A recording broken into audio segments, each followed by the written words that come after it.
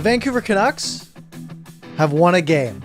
Canucks win here on Monday, November 29th, taking down the Montreal Canadiens, the lowly Montreal Canadiens. But look, the Canucks have been absolutely awful lately, but they break their 4-game losing streak. Instead of losing 8 of their last 9 games, they've only lost 8 of their last 10, and it is a much-needed victory. Not necessarily much needed for the playoff chances or for the season, but for us. This was a win for the people who are sticking through with this team, battling. Sometimes it feels like we're battling harder than the team on the ice, but we get rewarded with, honestly, a pretty fun game against Montreal. And this is the reason that, watching competition is fun, right? You put 2 pretty evenly matched teams together, and it usually gives you a pretty fun result. So you put 2 bad teams together, and you get a pretty fun game like this one. And this was a game of the goaltenders having to face almost 80 shots total in this game, 76 shots on goal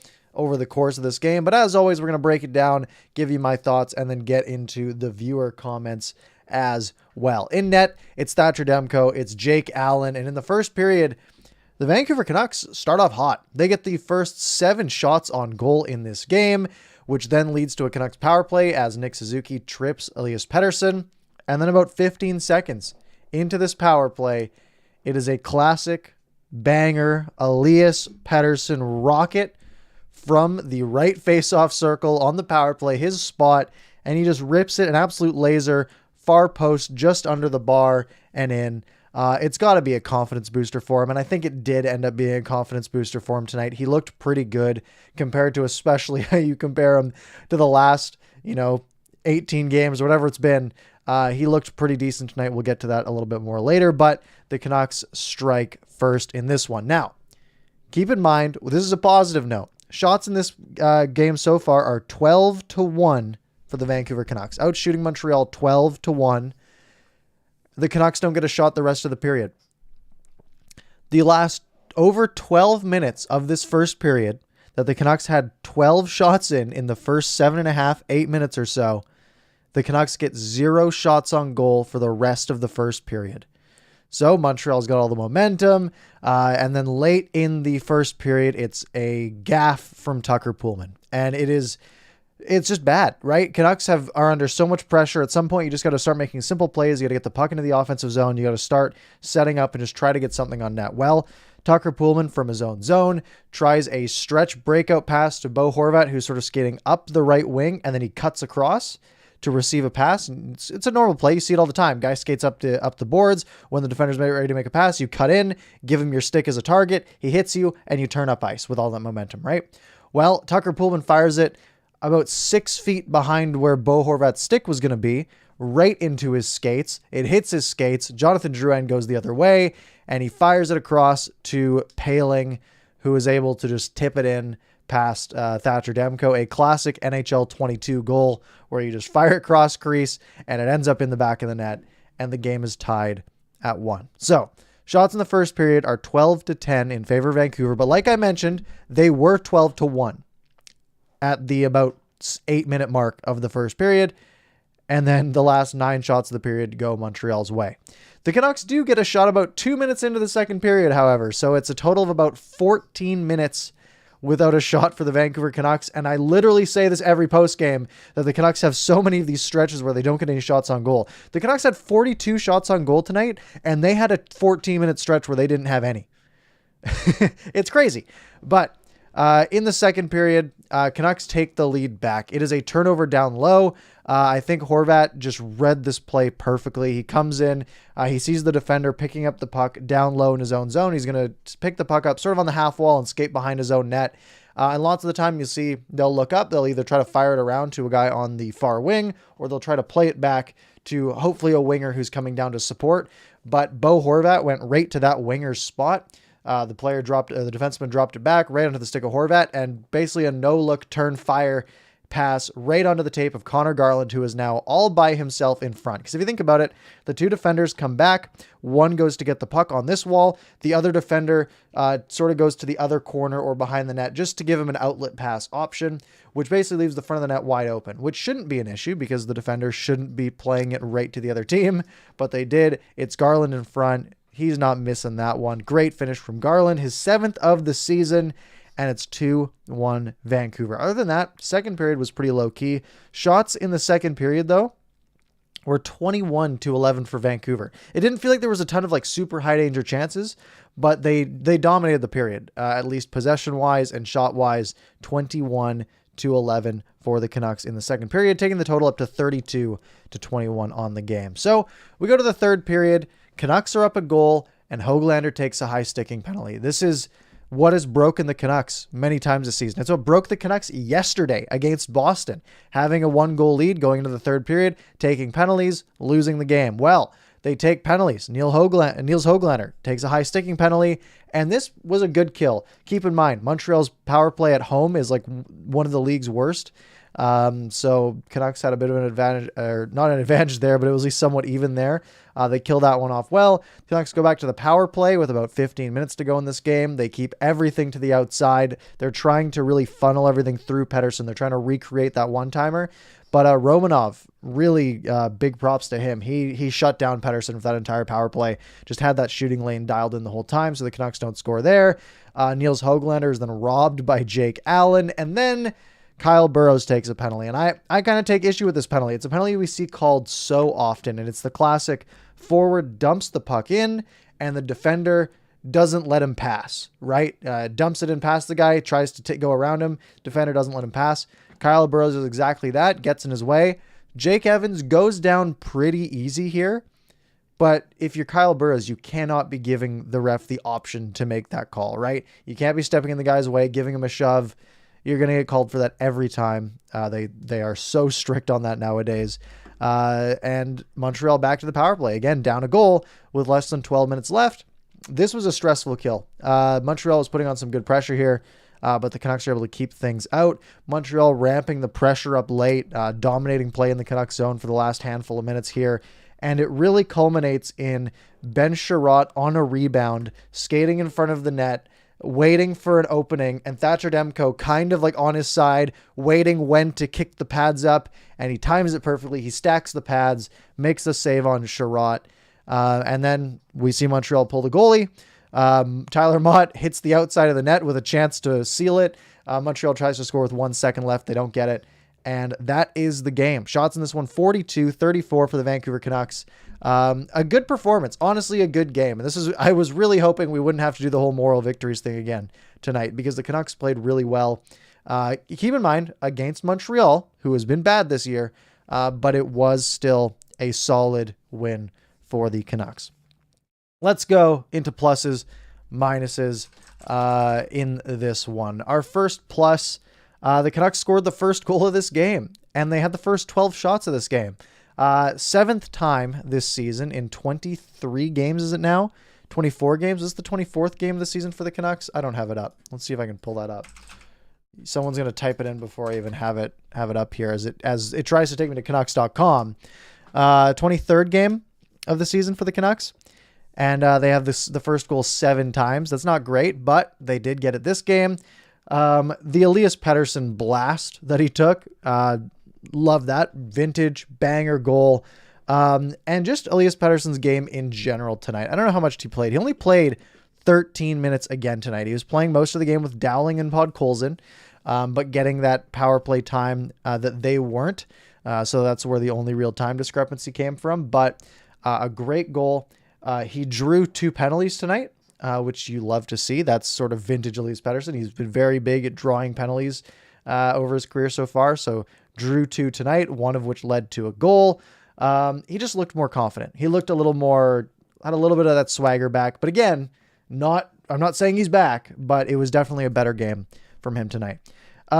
The starts of periods were really big for the Canucks, and especially the first 2 periods of this game. The first period, like I said, the Canucks had 12 shots in the first 8 minutes.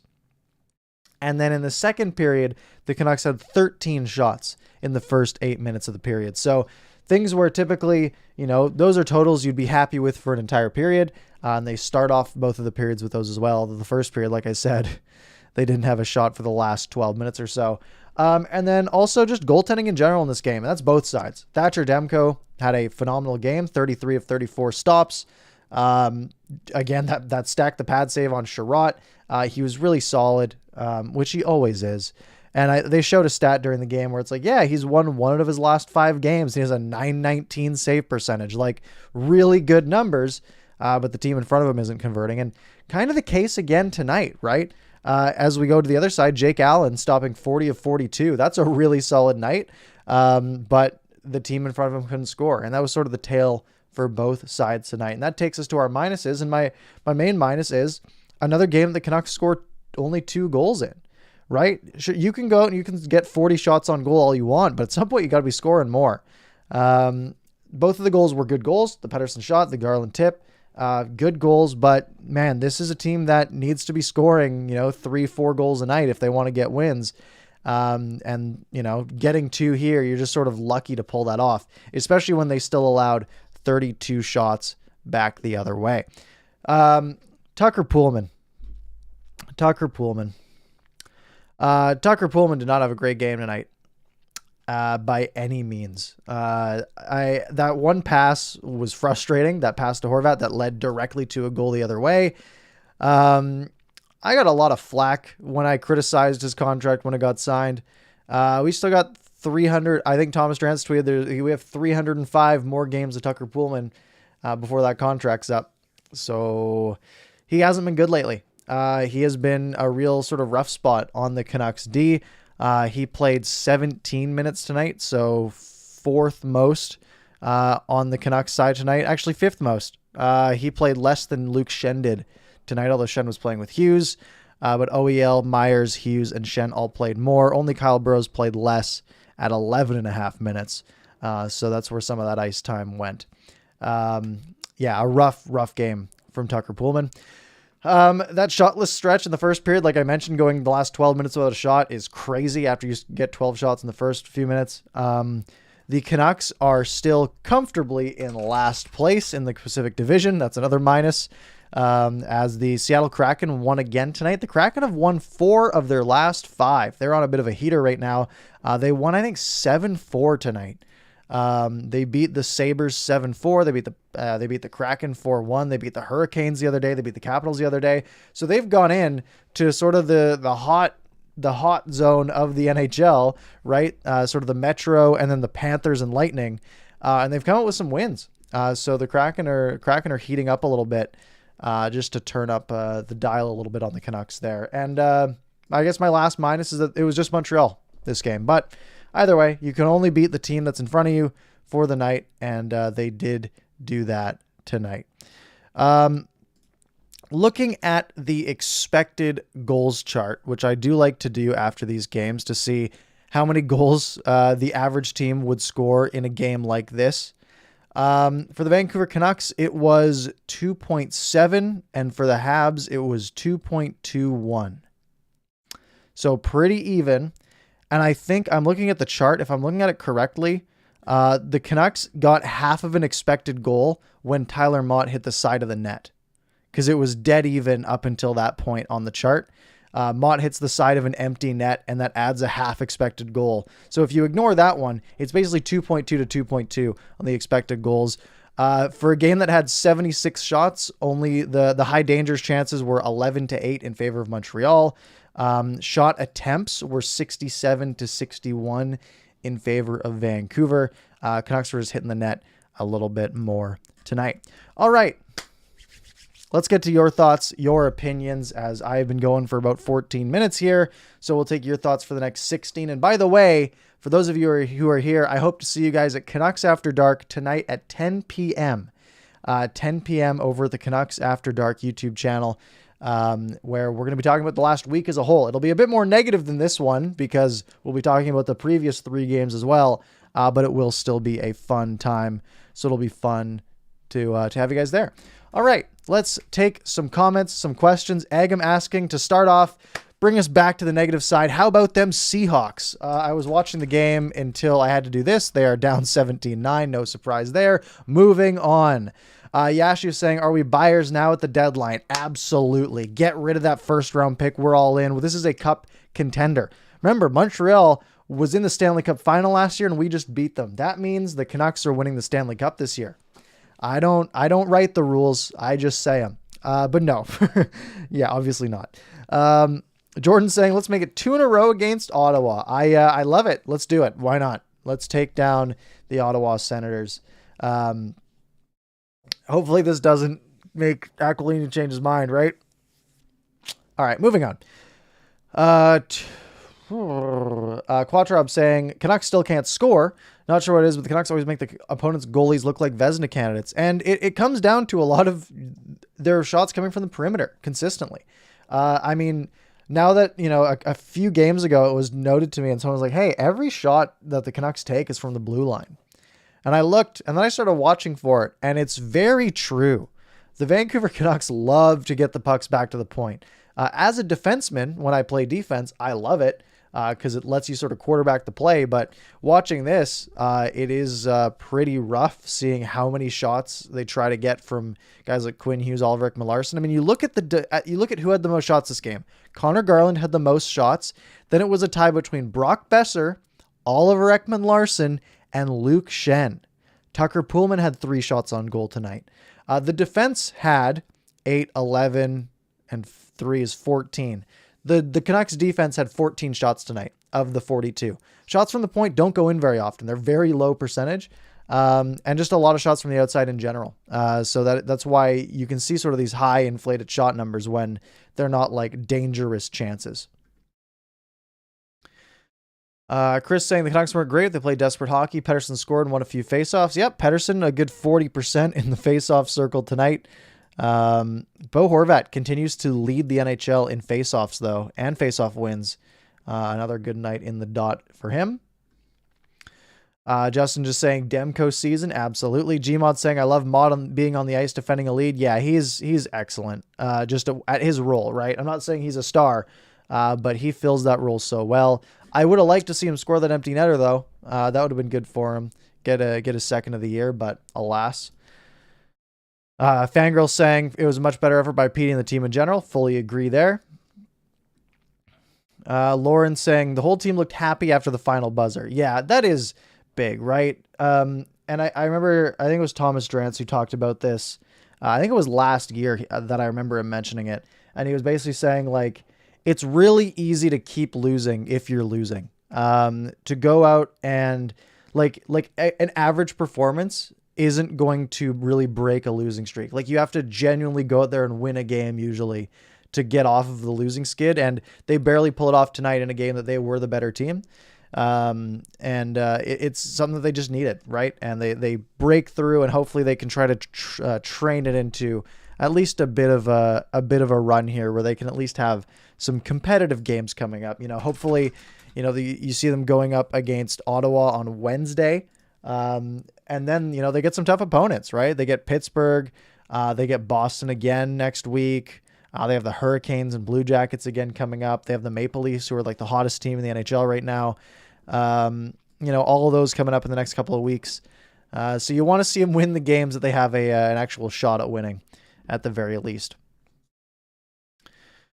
Agam also saying something's off with the finishing. Yeah, and I think it's just so many perimeter shots, right? And that is what things like the expected goals, right?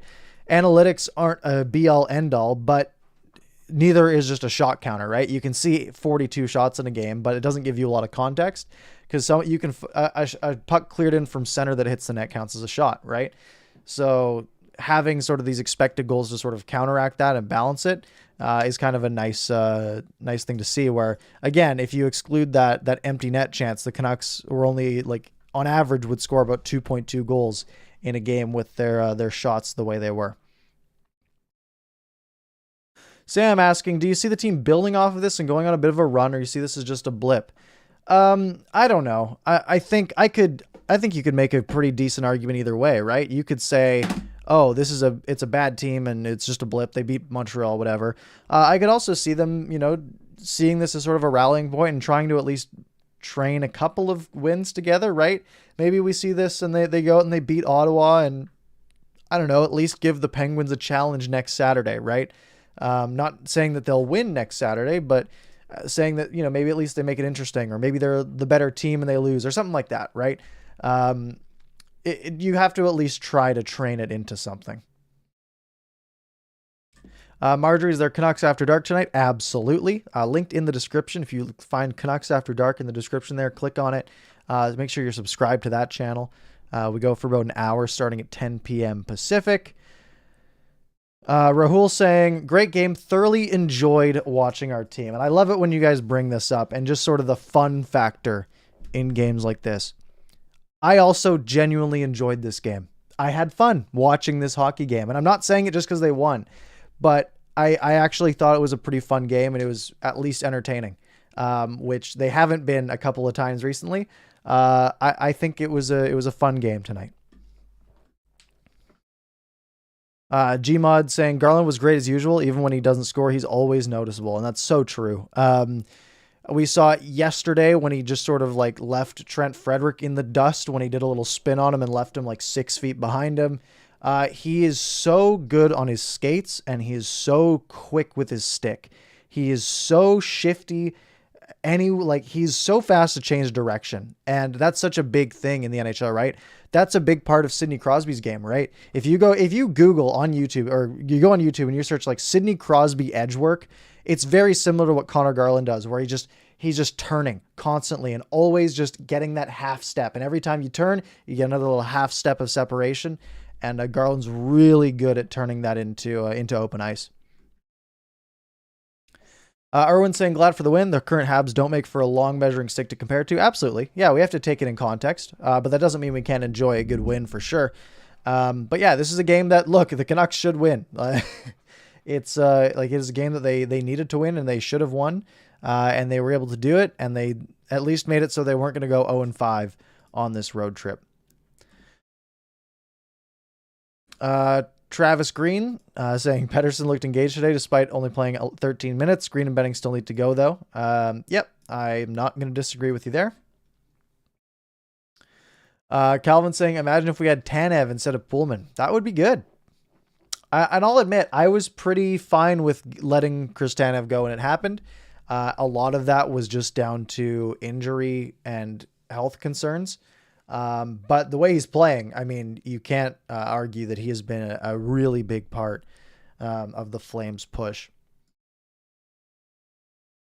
Agam saying, let's say we go on a run. You still want change? Yes. I wanted change, at least at the management level. I wanted change coming into this season. I've wanted change for the last couple of years. We keep saying that, like, what is a 4-game losing streak? Like, what does the next road trip matter when it comes to firing management or firing coaching when we've already seen so much negativity, right? Why is the next couple of games making the decision? Well, you can go the other way too, right? I think we're at the point where change needs to happen. Even if the Canucks go on a 7-game winning streak, that doesn't make Jim Benning look any better in my mind. It means maybe Travis Green has figured something out. But again, I'm still very open to change. Kai saying, I wonder if P went back to his old stick. Maybe. Gmod saying that PD seems hungry when you don't hand him the ice time he hasn't earned. I don't know if that's the reason. I think a lot of it, again, it's a very mental game, right? And I mean, I notice it when I play, even if I'm just playing beer league, where, I go in a slump and I just feel like nothing works, right? And it happens to everybody. It happens in the NHL. You see guys go on these slumps all the time, usually not this prolonged when they're this good of players, but I have no doubt that he'll get it back. Angam saying, thoughts on Aquilini being in Montreal? I didn't hear about that. I don't pay attention to the intermission coverage usually because I'm usually busy with other stuff, but that is somewhat interesting. I don't know. Montreal's a fun place to go, though. So maybe he's a billionaire who wanted to follow his team around like he did in California last week. Seamus saying, I really appreciate Tyler Mott. In the long run, he's bound to make the PK better. I hope they don't trade him. I agree in some respects. I love Tyler Mott. I love the way he plays. However, I also think that if this season is a lost cause, this is the best value you're ever going to get for Tyler Mott. Because if you can get, like a decent prospect in return or, something good in return. I mean, remember what we traded him for, right? We traded him for we got him for Thomas Vanek, who was leaving anyways. So, If you can sort of chain that into another pick or like a higher-ish pick, like, I don't know, a late second or an early third, I mean, I think you just do it, right? Because you can get other Tyler Motts out there, but I do love the way he plays. So how you doing? Says Benning said that Pullman is a four pairing demon when he got Pullman overpaid for him. Wonder what goes on in Benning's mind, overpaying for depth players and free agency. Yeah, I mean, it does seem that he was really set on Pullman. I didn't, when the signing first happened, I thought, wait, why did you have to give him 4 years, and why did you have to give him $2.5 million? Right, 2.5 for 1 year, sure, or like $2 million for 2 years, but I don't know how you had to get up to 4 to get a guy like Tucker Pullman in the door. It seemed very odd to me. Do you have to give him $10 million? Cyrus, could we get anything for Pearson? I think you could. I don't think you get a lot, but at a rental to a contender for a team that wants like a decent scoring third liner, you might be able to get something for, as long as he at least gets a little bit of that touch back this season. Nicole, hope you had fun at the game. Glad you got to attend. Gmod saying, where's the guy who wanted to sell his tickets to tonight's game? Was that Marcus that wanted to do that? I noticed he's not in. I haven't seen him in the chat yet, so maybe he did make it out to the game. I hope so. Gmod saying that I'll listen to Canucks After Dark via podcast tomorrow. Yes, if you want to listen to this later, favorite podcast platform, search for ParkersPucks, or Canucks After Dark if you want to listen to that tomorrow. You can find it wherever you get your podcast as well. Kai saying, I'm not trying to be negative, but I'm just curious what's happening with Hamonic not playing for Abbotsford. First he was injured, but then the Canucks were home. He was fine. Now he's been sick. I have no idea. It might be that they just don't want him to get hurt on a road trip. I don't know if he's genuinely sick. I haven't been following that too closely. Not that I've really cared that much, to be honest, but I'm sure we'll see something. Sonny saying, anyone notice Podkolzin tends to change when we have possession in the offensive zone rather than on the back check? Love this guy. Yeah, I mean, I think it also helps that Podkolzin is a real driving factor in getting the puck in the offensive zone. I've loved everything about him so far this year. Lauren asking, I'm planning to attend any games in December. I don't have any plans, but usually, I mean, I see they play a bunch of home games in December. So I might just end up buying last minute tickets to a game or two. We'll see how I'm feeling on the team. But it would be like a cheap one if I did like a Columbus or Arizona or something like that. I'd like to go see them play against the Kraken. But again, I don't know how much tickets are going to be for that. Cam saying trade Mott at the deadline and re-sign him next year. This is always a thing that people want to do, and it's never a thing that really happens. I would love that. I would, of course, love that. That's a great move if you can pull that off. The issue is if you trade Tyler Mott to a contender and that contender goes on maybe to the third round, or they go on and win the Stanley Cup, and they say, hey, Tyler Mott, did you have fun in the playoffs? Do you want to do that again next year? We'll give you $1 million, right? Like it's tough because you then have to sell Tyler Mott on basically packing up, leaving for 4 months, and then moving back the next year to a team that has been underperforming. It can be a bit of a hard sell, to be honest. Agam saying DeBrusk for Pearson and a third.